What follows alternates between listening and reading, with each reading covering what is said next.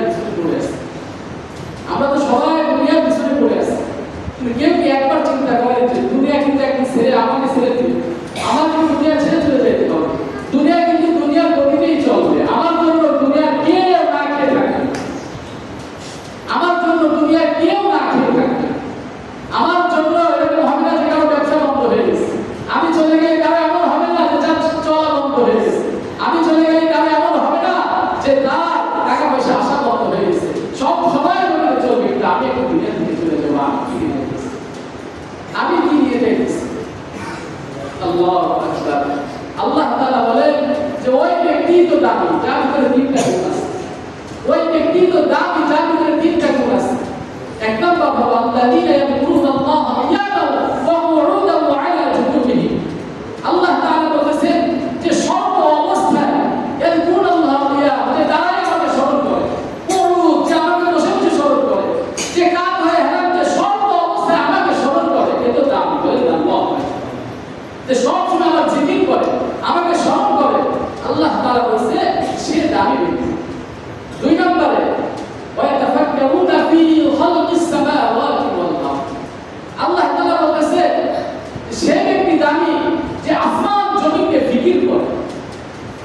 এক সাহাবী একদিন একা একা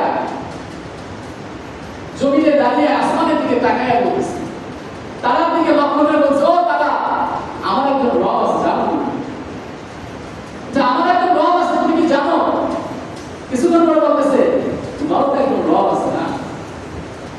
এক একটা পাগলের মতো বলতেছে যে আমার একজন রব আছে তুমি কি জানো? আবার বলছে তোমারও তো একজন রব আছে। কিছুক্ষণ পরে বলছে আমার রব আছে, তোমার রব আছে। বলেন আল্লাহ। এই বলে বলতেছে আল্লাহ আমাকে কথা বললাম, আমাকে ভুলে থেকে আমাকে মাফ করে দেন। আল্লাহ রাসূল সাল্লাল্লাহু আলাইহি ওয়াসাল্লাম তাকে বলেছে আল্লাহ তাআলা তোমাকে পূর্ণভাবে মাফ করে দিয়েছে। যে কেন? তোমার কথা আল্লাহর কাছে ভালো লেগেছে, তোমার কথা আল্লাহ তাআলার কাছে ভালো লেগেছে।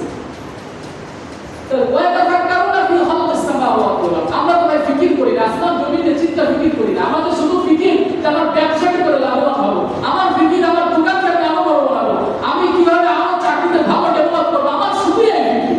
আল্লাহ তাআলা বলতেছে জ্ঞানী তো সে, বুদ্ধিমান তো সে যে আসমান জমিনকে ফিকির করে যে আমি তারা বানাইলাম, আমি এই গাছপালা বানাইলাম, সব আমি আল্লাহ তাআলা সৃষ্টি করলাম। এইগুলো যে ফিকির করবে তার ভিতরে আল্লাহ তাআলার বরত্ব আসবে, আল্লাহ তাআলাকে সে ভালোবাসা শুরু করবে, আল্লাহ তাআলাকে চিনা শুরু করে দেবে। আমার তার ভিতরে ফিকিরটা করবে। দুই নম্বরে যে সবসময় ফিকির করে আসমান জমিন নিয়ে, প্রত্যেকটা জিনিসে ফিকির করে যে আল্লাহকে চিনার জন্য সবসময় ব্যস্ত থাকে। তিন নম্বর সে ব্যক্তি জ্ঞানী। রব্বানা মা খালাকতা হাযা বাতিলা। আল্লাহ তাআলা বলে যে সময় পাইছে আমার কাছে হাত তুলে বলছে আল্লাহ আমাকে মাফ করে দেন, ইয়া আল্লাহ আমি আপনার প্রিয় বান্দা হইতে পারি সেই তৌফিক দান করেন। সময় পাইলে যে আমার কাছে কান্নাকাটি করে, আমার কাছে মাফ চায়, আমার কাছে দোয়া করে, সে জ্ঞানী। তাহলে তিন ব্যক্তিকে আল্লাহ তাআলা জ্ঞানী বলেছে কোরআনের ভিতরে। আল্লাযীনা ইয়াযকুরুনাল্লাহা কিয়ামান ওয়া কুউদান ওয়া আলা জুনুবিহিম ওয়া ইয়াতাফাক্কারুনা ফি খালকিস সামাওয়াতি ওয়াল আরদ। রব্বানা মা খালাকতা হাযা বাতিলা। তিন ব্যক্তির ভিতরে প্রথম হলো যে সর্ব অবস্থায় আল্লাহকে স্মরণ করে। দুই নম্বর হলো যে আসমান জমিন নিয়ে ফিকির করে। তিন নম্বর হলো যে সময় পাইছে আল্লাহর কাছে মাফ চাইতেছে, সময় পাইছে আল্লাহর কাছে কান্নাকাটি করতেছে, সময় পাইছে আল্লাহর কাছে অনুনয় বিনয় করে আল্লাহ তাআলার কাছে নিজের গুনাহর কথা স্বীকার করতেছে। আল্লাহ তাআলা বলে যে ব্যক্তি আমার কাছে নিজের গুনাহর জন্য মাফ চায়, আমি আল্লাহ তাআলা তাকে খুশি হয়ে তার জীবনে যত গুনাহ আছে সব পরিবর্তন করে নেক আমল দ্বারা পূর্ণ করে দিবেন। সুবহানাল্লাহ। আমরা তো আল্লাহকে চিনি না, আমরা তো আল্লাহ রাসূলকে চিনতে পারি না। আমরা শুধু চিনছি দুনিয়া, দুনিয়া, শুধু দুনিয়াই চিনছি। এজন্য আমাদের ভিতরে শুধু দুনিয়ার ফিকির থাকে, আল্লাহ তাআলার ফিকির নাই। আমার একটা ভাই জাহান্নামে চলে যাইতেছে, আমার একটা ভাই আমার সাথে জাহান্নামের দিকে যাইতেছে, একবারও বলি না ভাই ওদিকে যেও না, ওদিকে গেলে তুমি জাহান্নামের দিকে যাইতেছে। দুনিয়ায় কোনো বিপদে পড়লে কত মানুষই তো আমরা আগাই, কিন্তু হাসর নাসর কাল কিয়ামতের ময়দানে কেউ কাউকে চিনবে না ভাই, কেউ কাউকে চিনবে না, কেউ কাউকে চিনবে না। পিতামাতা চাবে আমার সন্তান যেন আমার সামনে না আসে, সন্তান চাবে পিতামাতা যেন আমার সামনে না আসে। এমন একটা ভয়াবহ দিন আমরা আপনার সামনে আসছে। এটা আল্লাহ তাআলা বলতেছে নিজে সূরাতুল আনকাবুতে আমাদের তাফসীর চলতেছিল ধারাবাহিকভাবে। আল্লাহ তাআলা সূরাতুল আনকাবুতের 5 নম্বর আয়াতে বলছেন মান কানা ইয়ারজু লিকা আল্লাহ ফা ইন্না আজালাল্লাহ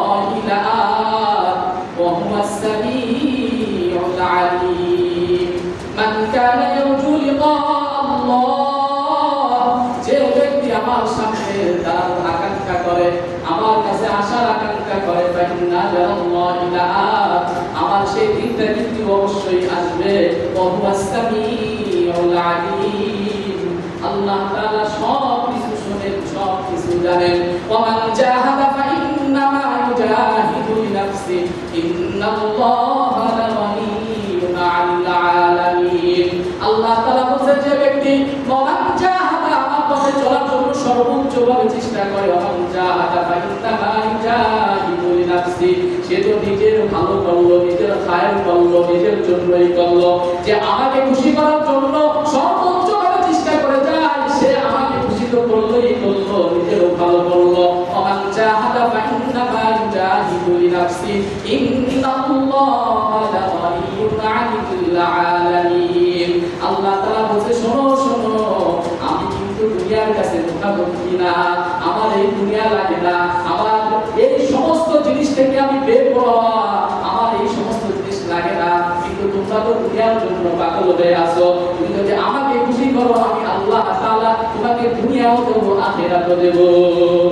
যদি আমি আল্লাহ তাআলাকে খুশি করতে পারি, আল্লাহ তাআলা আমাকে দুনিয়াও দেবে, আখিরাতও দেবে ইনশাআল্লাহ। দুনিয়ায় কি দরকার, কি চান ভাই? আমরা দুনিয়ায় কি চাই? ভালো থাকতে চাই, হ্যাঁ, একটা ভালো বাড়ি চাই, একটা ভালো বাড়ি চাই, একটা সুন্দরী বিবি চাই, এই তো। আমার সন্তান ভালো পড়াশোনা করে ভালো জায়গায় পৌঁছায়, সবাই কি একটা, আর তাছাড়া কি আকাঙ্ক্ষা আছে? দুনিয়ার জন্য কি লাগবে বলেন? আল্লাহ তাআলা বলছে, যদি তুমি আমার হয়ে যাও, পুরো পৃথিবী তোমার পিছনে দৌড়াবে। যদি তুমি আমার হয়ে যাও, পুরো পৃথিবী তোমার পিছনে দৌড়াবে। এক আল্লাহ ওয়ালার কাছে একজন টাকা নিয়ে গেছে, অনেকগুলো টাকা নিয়ে গেছে, হুজুর আপনাকে হাতিয়ে দেবে। তা আল্লাহ ওয়ালার তো দুনিয়ার পিছনে দৌড়ানো ভাই, আমার আমি শুধু দুনিয়াই বলছি না, আমার তো টাকা লাগবে না, আমার তো আলহামদুলিল্লাহ যা আছে, আমার সন্তান নিয়ে, আমি স্ত্রী নিয়ে আমি ভালোই চলতেছি, আমার ফ্যামিলি নিয়ে ভালোই চলতে পারছি, আমার দরকার নেই। এটা আল্লাহ রাসূলের সিফাত, সাহাবায়ে কেরামের সিফাত। তারা থাকলে আর নিত না, থাকলে আর দুনিয়ার চিন্তা করতো না, থাকলে আর কাজে নেমে যেত না, যে একদিনের খাবার আছে, ওই একদিন আল্লাহ তাআলার কাছে পড়ে থাকে। আবার যখন খানা শেষ হয়ে গেছে, আবার খানার জন্য বের হতো, আল্লাহ তাআলা ফয়সালা করে দিত, আর না পাইলে আল্লাহর কাছে কান্নাকাটি করতো। আল্লাহ রাসূল নয় এটা আল্লাহ রাসূলের সিফাত। আল্লাহ রাসূল সাল্লাল্লাহু আলাইহি ওয়াসাল্লাম বলতেছে, ইয়া আল্লাহ, আপনি যেদিন আমাকে খানা দেবেন, আমি খানাকে আলহামদুলিল্লাহ শুকরিয়া আদায় করব, আর যেদিন দেবেন না, সেদিন আপনার কাছে নয় করে চান। এটা আল্লাহ রাসূলের সিফাত। তা আল্লাহ ওয়ালারা এইভাবে চলার চেষ্টা করে, তারা আল্লাহ তাআলাকে চিনছে, আল্লাহ রাসূলকে চিনছে। তা বলছে যে আপনাকে আমি হাতে দিতে আসছি, বলছে আমার লাগবে না। বলছে কেন লাগবে না? বলছে আমার তো চলতেছে, যার নাই রাখে দিয়ে দাও, যার দরকার তাকে দাও, আমার দরকার নাই। তো উনি বেরোনোর সময় আমার জুতার ভিতরে টাকা রেখে চলে গেছে। তাহলে আল্লাহ ওয়ালা তার আমল শেষ করে ওনার কামরা থেকে বেরোয়েছে, জুতাখানা থেকে বেরোয়েছে, দেখে একবার ভিতরে জুতা ঢোকে না, উচ্চ চলে ব্যাপার। এখন দেখে যে টাকা জুতার ভিতরে, তা ওনার এখানে যারা ছিল সবাইকে ডাকছে, দেখো আমি টাকা চাই না, আমার যা আছে আলহামদুলিল্লাহ চলতেছে, দেখো টাকা আমার পায় নি, আজকে আমার অবস্থা ভাই কি হয়ে গেছে, দেখেন টাকার পিছনে দৌড়াইতে আল্লাহকে ভুলে গেছে, টাকার পিছনে দৌড়াইতে নামাজের কথা ভুলে গেছে। তাই আল্লাহ রাসূল সাল্লাল্লাহু আলাইহি ওয়াসাল্লাম, আল্লাহ তাআলা নিজে কোরআনে বলতেছে, যে ব্যক্তি লাগাতার গুনাহ করতে থাকে, তার দুনিয়ার ভিতরে তার জন্য তিনটা বড় বড় শাস্তি আসে।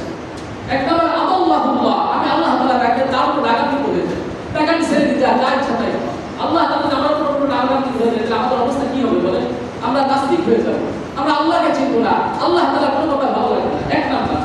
দুই নম্বরে আলা ইলমি ওয়া খাতামা আলা সামঈহি ওয়া কলবিহি, আল্লাহ তাআলা কোরআনে বলেছে ওয়া খাতামা আলা সামঈহি ওয়া কলবিহি, তার কানে এবং তার কলবে আমি আল্লাহ তাআলা মোহর মেরে দেব।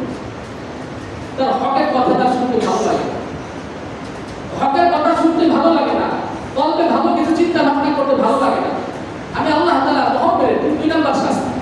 তিন নম্বর হলো ওয়াজআলা আলা বাসারিহি গিশাওয়া, তার চোখের উপর একটা পর্দা ফেলে, তার চোখের উপর একটা পর্দা ফেলে। একটু চিন্তা করেন ভাই, আমরা যারা এখানে কে কেমন আছে, সে নিজের দিকে তাকাইলে বুঝবে, অনেকে আছে যে 6 মাস 5 মাস 1 বছর ফজরের নামাজ পড়ি, লাগাতার গুনাহ করতেছি, ফজরের নামাজ জানি না কয়টার সময় ফজরের নামাজ, জানি না ফজর ওয়াক্ত কখন শেষ হয়। অনেক মানুষ আছে ভাই, লজ্জার কোনো কাজ, আমরা তো মানুষ ভুল হয়ে গেছে, মাপ চাপ এখন কখন চলে যাবো কেউ জানি না। এখন ফিরে আসেন, আপনি কতটুকু গুনাহ করছেন, কতটুকু গুনাহ করছেন? মুসা আলাইহিস সালামের জামানায় একজন 40 বছর পর্যন্ত গুনাহ করছে, 40 বছর পর্যন্ত গুনাহ করছে, বৃষ্টি হয় না, মুসা আলাইহিস সালাম সবাইকে নিয়ে দোয়া করতেছে,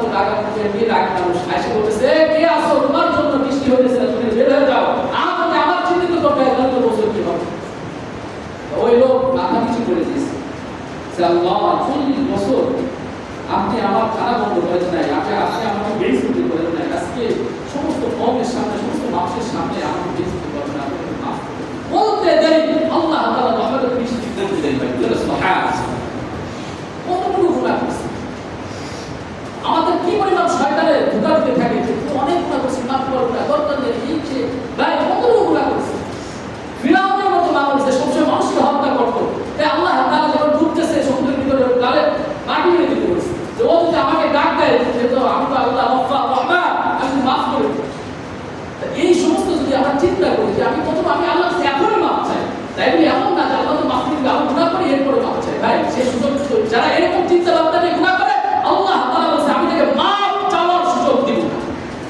আমি মাফ চাওয়ার সুযোগ দিব না মৃত্যুর আগে তার কালেমা বসিত হবে না আমি তাকে মাফ চাওয়ার সুযোগ যারা এই সমস্ত চিন্তা ভাবনা নিয়ে গুনাহ করতে থাকে যে আমি আল্লাহ তাআলা মাফ করে দিবে আমি গুনাহ করতে থাকি তারপরে বুড়ো হয়ে যাবে যখন মরার সময় তখন তওবা করব আল্লাহ বলেছে না আমি সুযোগ দিই না শয়তান এই চিন্তা করে ও একই চিন্তা শয়তান তো সব কিছু দেখছে জান্নাত জাহান্নাম সব কিছু একই চিন্তা শয়তান করে যে আমি মরার আগে মাফ চাই আল্লাহ রাসূল সাল্লাল্লাহু আলাইহি ওয়াসাল্লাম দাঁড়া করে কাঁদতেছে ইয়া আল্লাহ ইয়া আমার উম্মতকে জাহান্নামে নেবে কারণ মৃত্যুর আগেও কালেমা পড়বে কাঁদতেছে মাথায় উঠায় না চিন্তা করে আল্লাহ রাসূলকে হাবিব জানায় দিতেছে যে আমার হাবিবকে জানায় দাও শয়তান ওই সুযোগ পাবে আমরা যারা এই শয়তানের মতো চিন্তা করে বসে আছে আমরা কিন্তু সুযোগ পাবো এখন দাওয়া করব আজ থেকে নিয়াত করে যে আজ থেকে নামাজ পড়ব ইনশাআল্লাহ ফজরের নামাজ ছাড়বো না ভাই কত মানুষের ঘুমের ভিতরে মৃত্যু হয়ে গেছে তার কথা বলার না সময় শেষ একটা কথাই আপনাদের কাছে বলবো এই যে তিনটা যে শাস্তি আল্লাহ তাআলা বলেছে যে সবসময় লাগাতার গুনাহ করে